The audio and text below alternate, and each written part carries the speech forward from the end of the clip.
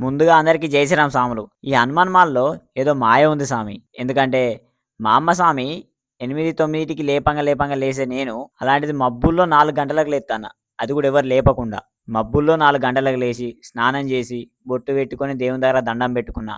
ఆ తర్వాత హనుమాన్ చాలీస్ చదువుకొని కొద్దిసేపు జపమాల చదివిన. ఆ తర్వాత సాములందరం కలిసి కాసేపు భజన పాటలు పాడుకున్నాం. ఆ తర్వాత హారతి పాట పాడి హారతి తీసుకున్నాం. అక్కడి నుండి సీదా మా పొలం దగ్గరికెళ్ళి, కాసేపు పొలం జూసి అక్కడ కాసేపు విశ్రాంతి తీసుకున్నాం. మళ్ళీ అక్కడి నుండి గుడి దగ్గరికచ్చినాం. గుడి దగ్గరికచ్చేసరికి మా సాములు దీక్షకు ప్రిపేర్ జేత్తాండ్రు. ఆ తర్వాత ఇంటికచ్చినాం. ఇంటికచ్చేసరికి మా బాబాయ్ స్వామి వాళ్ళు కచ్చలం తయారు జేత్తాండ్రు.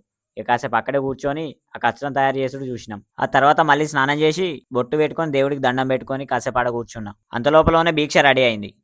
సాములందరం కలిసి దీక్షకు కూసున్నాం. ఇక మొత్తానికి దీక్ష కంప్లీట్ అయిపోయింది. మళ్ళీ సాయంత్రం పూట తానం చేసి, బొట్టు పెట్టుకొని దేవుడికి మొక్కి, కాసేపు హనుమాన్ చాలీస్ చదువుకున్నా.